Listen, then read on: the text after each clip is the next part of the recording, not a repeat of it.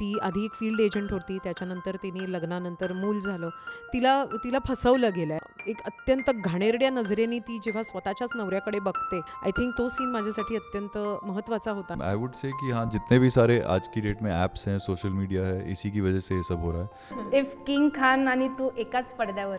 बापरे, तो डॅम फुटूनच जाईल. अशी एक वेबसिरीज जी इंटरनेटचा सर्वात नाजूक पण गंभीर बाजू सांगणारी आहे. म्हणजे आपल्या नुकतीच रिलीज होणारी व्हिडिओ स्कॅम ही वेबसिरीज. तर आपल्यासोबत अमृता खानविलकर आणि रजनीश आहेत. तर सगळ्यात पहिले अमृता, मी तुझ्याकडे येईल. चंद्रमुखीसारख्या ब्लॉकबस्टर नंतर आता एक वेगळीच अमृता प्रेक्षकांना दिसणार आहे. मग त्याबद्दल काय सांगशील? म्हणजे अमृता ही सस्पेन्समध्ये, थ्रिलरमध्ये आणि थोडी एक वेगळ्या अवतारात येते. तर त्याबद्दल काय सांगशील? मला असं वाटतं की कलाकार म्हणून अर्थातच तुम्ही वेगवेगळे उपक्रम करायलाच पाहिजेत, वेगवेगळी पात्र ही साकारायलाच हवीत. आणि व्हिडिओ स्कॅमची संपूर्ण टीम जी आहे ती मराठी आहे. पवन असतील किंवा आमचे दिग्दर्शक वैभव खिश्ती, आणि मित्रांबरोबर काम करायची संधी मिळत होती. आणि विषय अतिशय, जसं तू म्हणालीस की नाजूक आणि गंभीर होता, आणि तो लोकांपर्यंत येण्याची आम्ही वाट पाहतोय. कारण ह्या विषयाबद्दल खूप बोललं गेलं नाही आहे. त्यात असं होतं की लोकांना ह्याच्याबद्दल बोलण्याचा एक ऑकवर्डनेस असतो की खुलून कसं बोलायचं, किंवा समजा त्यांच्याबरोबर असं काहीतरी झालं आहे तर ते आपण दाबून ठेवूया आणि त्याच्याबरोबर त्याचे जे काही इफेक्ट्स असतात ते आपण आपल्या मनातच ठेवूयात. पण ना कुठेतरी ते मन खायला लागतं आणि कुठेतरी ना त्याचा तुमच्यावरती, तुमच्या हेल्थवरती, तुमच्या फॅमिलीवरती एक अत्यंत विचित्र असा प्रभाव पडतो. सो त्याबद्दल सगळ्याबद्दल भाष्य करणारा व्हिडिओ स्कॅम आहे. प्लस ते स्कॅम्स कसे होतात हे दाखवणारा पण एक भाग आहे या संपूर्ण वेब सिरीजमध्ये. कारण 3 मुलं आहेत जी स्कॅमस्टर्स असतात आणि ते स्टेप बाय स्टेप कसे ते स्कॅम करत पुढे जातात आणि कधी ते त्यांच्या कंट्रोलच्या बाहेर जातात हे सुद्धा सांगणारा व्हिडिओ स्कॅम आहे. सो मला खूप उत्सुकता आहे की एकतर अत्यंत असं आपण म्हणूया की घरेलू कॅरेक्टरमध्ये मी आत्तापर्यंत खूप वेळ झाला दिसले नाही आहे. तर ह्या निमित्ताने मी लोकांसमोर त्या पात्रात येणार आहे.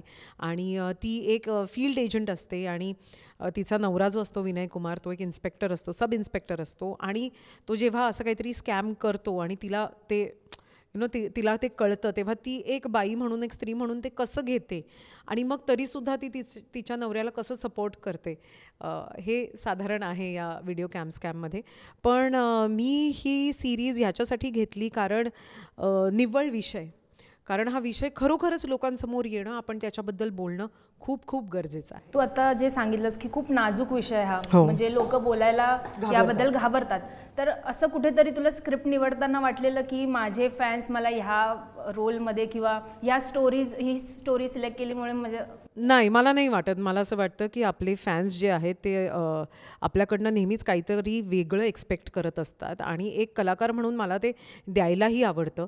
सो त्यांना ते आवडेल नाही आवडेल ती गोष्ट वेगळी आहे. पण मी हा विचार आधीपासून केला की त्यांना ते आवडेल का नाही आवडेल ह्याच्यामध्ये मी राहिले तर मग मी वेगळं काम कधी करूच शकणार नाही. आणि मग लोक हेही म्हणतील की तू एकसारखंच काम करतेस. सो मला असं वाटतं एक कलाकार म्हणून कुठलं काम करायचं, हा जो काही आपण म्हणूयात की डिसिजन असतं हे फक्त माझं असतं.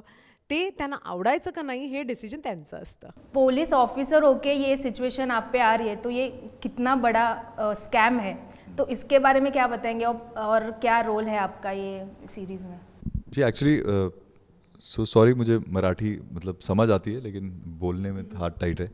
पहली बात है कि वीडियो स्कैम में मैं एक सब इंस्पेक्टर प्ले कर रहा हूँ, विनय कुमार, जो खुद ही एक प्लॉट में फंस जाता है, एक स्कैम में फंस जाता है. एंड कैसे वो उससे बाहर निकलता है, ये ऑब्वियसली ये बहुत ये आप समझ सकते हैं कि स्कैमस्टर्स कितने चालाक होंगे, कितने शातिर होंगे जो फंसा रहे हैं किसी को, कि पुलिस ऑफिसर को भी नहीं छोड़ा उन लोगों ने. एंड ये हम इसलिए दिखा रहे हैं क्योंकि ये किसी के साथ भी हो सकता है.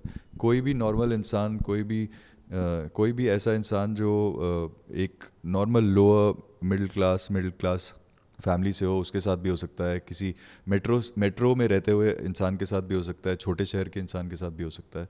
एंड ये बहुत हो रहा है आजकल. From the age of let's say 15 years of age से लेके 60, 70, 80 साल के लोगों के साथ ऐसा होता है. तो हम चाहते हैं कि लोगों में ये अवेयरनेस बढ़े, लोगों को पता चले कि ऐसी चीज़ होती है और इसको रोका जाए, इसके बारे में जितनी नॉलेज मिलेगी उतना लोग कम करेंगे इसको। बट या सेक्सटॉर्शन एक ऐसी चीज़ है जिसमें जो आजकल बहुत हो रहा है, एंड वी वांटेड कि किसी तरह से बाहर आए और पता चले। तुझा जो रोल आहे तो खूप सेन्सिटिव्ह आहे, तर तुला त्याच्याबद्दल प्रिपेअर करायला मेंटली कुठे त्रास झाला किंवा शूटिंग दरम्यान असा कोणता सीन झाला की तुला खूप मेंटली तो स्वतःला अफेक्ट झाला तो करताना? सीनविषयी तर मी तुला सांगेन, पण मला असं वाटतं की कुठलीही वेब सिरीज चालायला किंवा लोकांना ती आवडायला किंवा कुठलीही कलाकृती त्याचं लिखाण खूप उत्तम पाहिजे आणि ते लिखाण ह्या वेब सिरीजमध्ये आहे. अत्यंत सरळ साध्या घरातली ती मुलगी आहे आणि ती आधी एक फील्ड एजंट होती, त्याच्यानंतर तिने लग्नानंतर मूल झालं, मग ती घरच सांभाळत होती आणि जेव्हा तिला असं काहीतरी कळतं की तिच्या नवऱ्याबरोबर असं झालं आहे, तर अर्थातच तिची पहिली रिॲक्शन असते की तिला फसवलं गेलं आहे आणि त्याच्यामुळे येणारा राग, त्याच्यामुळे येणारे अश्रू, या सगळ्यातनं ती जाते. पण कुठेतरी तिला हे कळतं की कारण ती फील्ड एजंट होती म्हणून तिला कळतं की हे सगळं कदाचित स्टेज्ड असू शकतं, हे कदाचित त्याची चूक नसू शकते, पण लेट मी फाइंड आउट, आणि म्हणून ती स्वतः तो आणि ती मिळून त्याचा शोध लावतात. आणि मला विचारशील, माझा अत्यंत फेवरेट सीन आमचा, कारण माझे खूपसे सीन्स आमचे एकत्र आहेत, घरात आहेत, तर त्यांनी हे सगळं केल्यानंतर आता घरात तर मुलगी आहे, घुसमट तर होते, आता डायरेक्ट जाऊन आपण ओरडू शकत नाही, कारण सगळ्याचंच भान ठेवायचं आहे तुम्हाला की आपण एका सोसायटीमध्ये आहोत, आपल्याकडे लहान मुलगी आहे, तिला हे नको कळायला वगैरे. तर ती जी घुसमट आहे आणि त्याच्यानंतर त्याच्यावरती निघणारा राग किंवा एक अत्यंत घाणेरड्या नजरेने ती जेव्हा स्वतःच्याच नवऱ्याकडे बघते, आय थिंक तो सीन माझ्यासाठी अत्यंत महत्त्वाचा होता आणि माझा अत्यंत फेवरेट सीन आहे तो. दोघांना पण एक प्रश्न विचारेल की सध्या सोशल मीडियावर खूप अप टू डेट राहणं हे सगळ्यांना खूप इम्पॉर्टंट झालं आहे, म्हणजे सोशल मीडिया नसेल तर काहीच नाही. तर कुठेतरी सोशल मीडिया हे कारण आहे का की हे जे स्कॅम्स होत आहेत, जे हे वेगवेगळ्या प्रकारचे स्कॅम, की आपण जास्त शेअरिंग आपली वाढली आहे म्हणून हे, म्हणजे नॉट सेक्सटॉर्शन पण बाकीचे जे स्कॅम्स आहेत? जी बिल्कुल, आई वुड से कि हाँ, जितने भी सारे आज की डेट में ऐप्स हैं, सोशल मीडिया है, इसी की वजह से ये सब हो रहा है, क्योंकि आइडली ये सब ऐप्स हमारे लिए बने ताकि हम इन्हें यूज़ कर पाएँ. अभी ऐसा हो रहा है कि ये हमें यूज़ कर रही हैं. We are so engrossed in it, हम लोग इतना घुस गए हैं उनके अंदर, इंस्टा हो, फेसबुक हो, या और भी इतनी सारी ऐप्स हैं. बट हमें सिर्फ उतना ही यूज़ करना चाहिए जितना हमारे यूज़ के लिए हो. हम सब उसके स्लेव्स बन गए, और आई थिंक आने वाली सारी जनरेशन्स, आप जो भी जेन जी, जेन एक्स बोलते हैं, तो सब उसके अंदर फंसते जा रहे हैं. एंड वही बड़ा रीज़न है कि सिर्फ सेक्सटॉर्शन नहीं, और भी सारे स्कैम्स जितने भी हो रहे हैं वो इसी से हो रहे हैं.